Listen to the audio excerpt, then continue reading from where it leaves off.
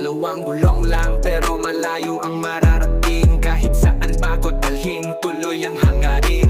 Kalsada'y tahimik, isip ko'y malaya.